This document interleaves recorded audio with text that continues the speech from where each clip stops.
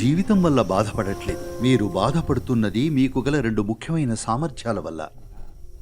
ప్రగాఢమైన జ్ఞాపక శక్తి, ఇంకా అద్భుతమైన ఊహాశక్తి, రెండిటి వల్ల బాధపడుతున్నారు. నాకు తెలిసిందల్లా నాకో బంగారు గని దొరికింది. దాన్ని పోగొట్టుకోదలుచుకోలేదు. నాలో ఏం జరుగుతుందో వర్ణించడానికి నా దగ్గర ఏ పదం లేదు. అయితే నేను దేన్నో పొందానని, దాన్ని పోగొట్టుకోకూడదని నాకు తెలుసు. ఇదే మొట్టమొదటిసారి మీరు ఇక్కడ కూర్చుని యావత్ ప్రపంచంతో మాట్లాడొచ్చు. దీన్ని తక్కువ అంచనా వేయకండి. ఎప్పుడైనా సరే మానవజాతి చరిత్రలో మనం మనుషులను పరివర్తన చెందించగలమంటే అది ఇప్పుడే.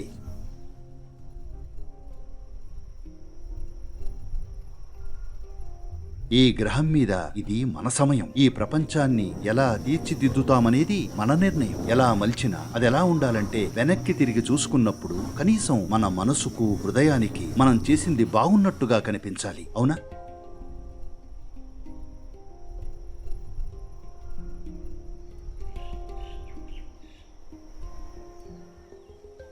ఈ సభకు వచ్చిన బృందం యొక్క ప్రభావ పరిధి నేను లెక్కగట్టినప్పుడు అది దాదాపుగా 8 కోట్లు అని తెలిసింది. కాబట్టి నేను అది చూశాను. ఇంకా దానితో నేను నిజంగా కొంత మేలు చేయాలనుకుంటున్నాను. అందువల్ల మీ అభిప్రాయం అడగాలనుకుంటున్నాను. పరివర్తన బీజాలను మా కంటెంట్లోనూ, మా మీడియాలోనూ జొప్పించడానికి మేమేం చేయొచ్చు? ఇంకా ఈ కాలంలో గొంతుక వినిపించే భాగ్యం పొందిన ప్రజలుగా దాన్ని సమాజం యొక్క శ్రేయస్సు కోసం, ఉన్నతి కోసం ఉపయోగించడానికి మేమేం చేయొచ్చు? ఇది మీ అందరికీ ఇప్పటికే తెలుసు. అందుకే మీరందరూ ఆ మాధ్యమంలో ఉన్నారు. అయినా సరే దాని నేపథ్యాన్ని వివరించాలనుకుంటున్నాను. చూడండి, ఎంతో మంది మహనీయులొచ్చారు గతంలో. కృష్ణుడొచ్చాడు, అద్భుతమైన వ్యక్తి. కానీ ఆయన కేవలం ఒక్క వ్యక్తితోనే మాట్లాడగలిగాడు. పైగా ఆ వ్యక్తికి 100 ప్రశ్నలున్నాయి.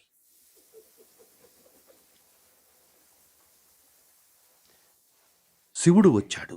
ఆయన ఆదియోగి, యోగాకి మూలం. ఆయన తన ప్రియమైన భార్యతో మాట్లాడడానికి ప్రయత్నించాడు. ఆమెకు 1000 ప్రశ్నలున్నాయి, వినదు. గౌతమ బుద్ధుడొచ్చాడు. ఆయన కొంతమందిని ఒకచోట చేర్చగలిగారు. కానీ ఆయన మాట్లాడితే అది కష్టం మీద ఓ 50 మంది వినేవారు. నా ఉద్దేశం, ఆయనకు మైక్రోఫోన్ లేదు. మానవజాతి చరిత్రంతా ఇలాగే సాగింది అని అంటున్నాను. ఇదే మొట్టమొదటిసారి మీరు ఇక్కడ కూర్చుని యావత్ ప్రపంచంతో మాట్లాడొచ్చు. దీన్ని తక్కువ అంచనా వేయకండి.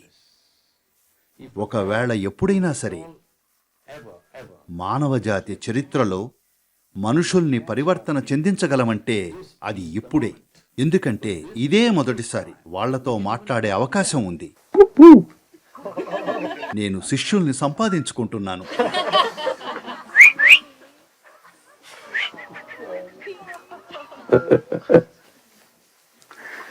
కాబట్టి ఇదే మొట్టమొదటిసారి ఒక నిజమైన అవకాశం ఉంది మనుషుల్ని పరివర్తన చెందించడానికి.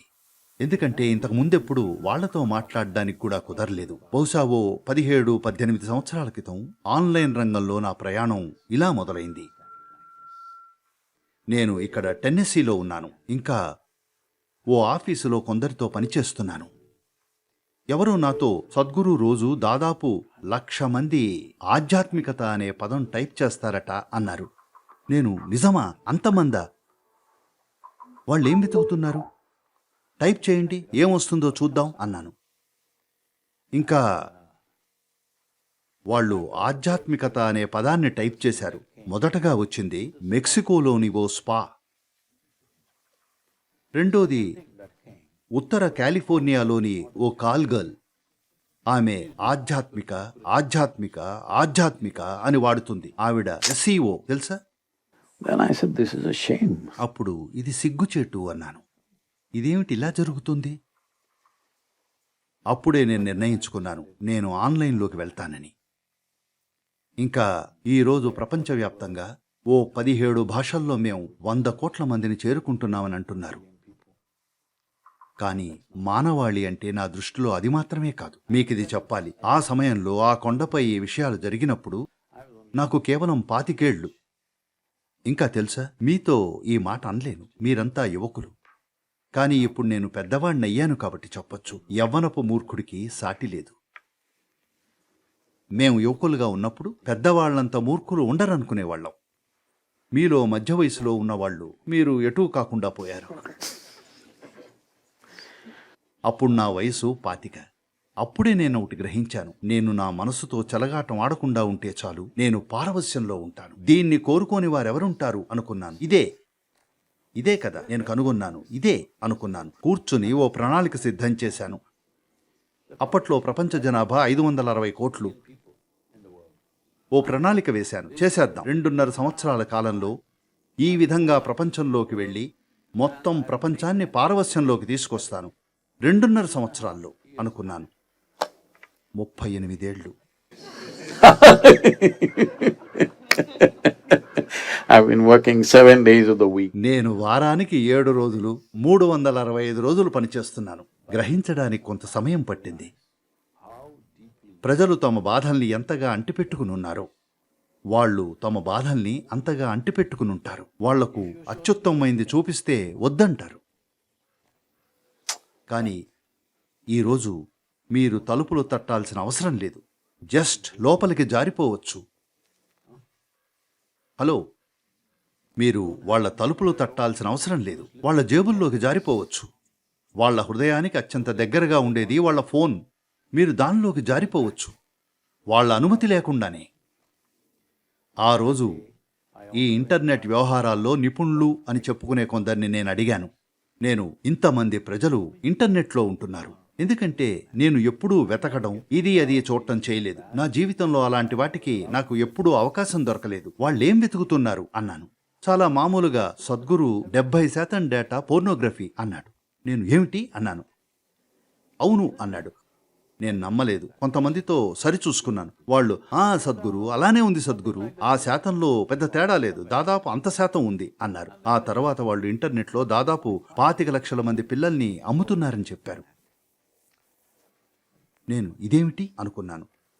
మనకు ప్రతి మనిషిని చేరుకోగల టెక్నాలజీ దొరికినప్పుడు మనం చేసేది మన పిల్లల్ని అమ్ముకోవడమా? ఏమైంది మనకి? హలో, మన పిల్లల్ని అమ్ముకోవడం కన్నా దిగజారలేరు కదా? హలో, ఓ మనిషి ఇంతకన్నా పతనం కాలేడు, ఇంతకన్నా నీచం ఉండదు. మీకు ఓ గొప్ప టెక్నాలజీని ఇస్తే ఇంటర్నెట్లో మీ పిల్లల్ని అమ్ముకుంటారా? బహుశా ఇంకెవరి పిల్లల్లో కావచ్చు. నేను ఆ రోజు మనం ఏమాత్రం సంకోచించకుండా ఇంటర్నెట్లోకి వెళ్ళాలి అన్నాను. ప్రజలు వద్దు వద్దు సద్గురు, అది బాగుండదు, ఓ గురువు ఇంటర్నెట్లోకి వెళ్ళడం బాగుండదు అన్నారు. నాకు పట్టింపు లేదన్నాను. పూర్తి స్థాయిలో రంగంలోకి దిగుతాం అన్నాను. అప్పటి నుండి మేము రంగంలోనే ఉన్నాం. దయచేసి నేను గాని మీరు గాని ఏ విధంగా సహాయపడగలమని మీరు అనుకున్నా మనం కలిసి దీన్ని సాకారం చేద్దాం. ఈ గ్రహం మీద ఇది మన సమయం. ఈ ప్రపంచాన్ని ఎలా తీర్చిదిద్దుతామనేది మన నిర్ణయం. ఎలా తీర్చిదిద్దుతామో, హలో, ఎలా తీర్చిదిద్దాలంటే వెనక్కి తిరిగి చూసుకున్నప్పుడు అది మంచిగా అనిపించాలి. కనీసం మనకైనా, వేరే వాళ్ళు ఒప్పుకోకపోయినా సరే, కనీసం మన మనసుల్లో మన హృదయాల్లో అది మంచిగా అనిపించాలి. అవునా? మనం చేసింది. హలో, మీరందరూ టెక్నాలజీతో సాధికారత పొందిన మీరందరూ మీరు దీన్ని సాకారం చేయాలి ఏదో విధంగా. వెనక్కి తిరిగి చూసుకున్నప్పుడు మనం చేసిన దానికి సిగ్గుపడకూడదు. ఇది ప్రతి మనిషి చేయాల్సిన ఒక విషయం. వేరే వాళ్ళు మీ గురించి ఏ అర్థం పర్థం లేని విమర్శలు చేసినా పట్టించుకోనక్కర్లేదు. మీరు చేసిన దానికి మీరు సిగ్గుపడకూడదు. అవునా? మీ సొంత ప్రమాణాల ప్రకారం చేయండి. మీరు నా ప్రమాణాల ప్రకారం వెళ్లాల్సిన అవసరం లేదు, లేదా ఇంకెవరి ప్రమాణాల ప్రకారము వెళ్ళక్కర్లేదు. కానీ మీరు చేసిన దానికి మీరు సిగ్గుపడకూడదు. అంత మాత్రం ప్రతి మనిషి తప్పక చేయాలి. ముఖ్యంగా మీకు ఏదో విధంగా సాధికారత ఉన్నప్పుడు మీరది చెయ్యాలి. అది జరిగేలా చేద్దాం.